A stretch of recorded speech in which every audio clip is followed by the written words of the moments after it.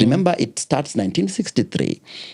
We then consolidate the country and we become under one party rule, KANU. And then we realize that one party dictatorship is really terrible because we are not moving forward. We are crushing dissent. We have Nyayo torture chambers. And the fundamental rights of human beings are being violated. And then they fight for it. That's where Raila gets detained. Paddy Onyango gets detained. Wafula Buke gets detained. Wangari Maathai gets, abused. We have Martha Karua who walks in from president and the president calls her that she's a mad woman.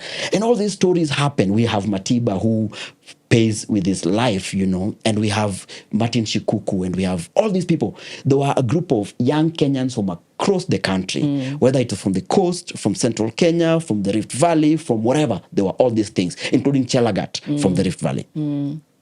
So then after we get the multi-party democracy, we realize that, okay, now we have the multi-party democracy. But there is still a problem. And the problem is that power is centralized. The president owns the decision to decide which part of the country gets development. Exactly. And then he begins to use marginalization as a tool.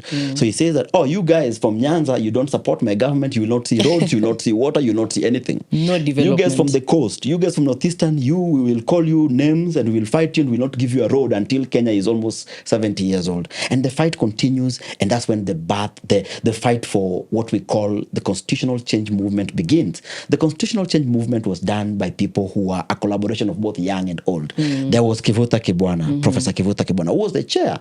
There was, Yashpal Gai, all these people. Yeah. And they participated, and eventually, 2005, we have a Wako draft. Eventually, we have Kilifi draft. And of course, the state wanted to still hold on to power. But eventually, the country decides that we don't want this Katiba. In 2005, yes and no, which birthed the Orange Democratic Movement as a party.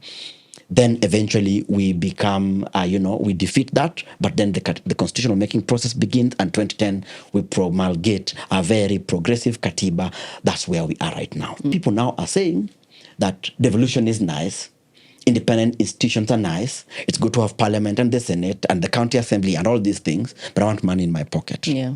I want money in my pocket.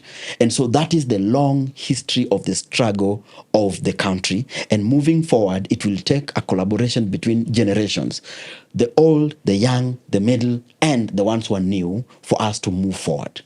Not a single generation can get this work done and work progress. Yeah. Okay.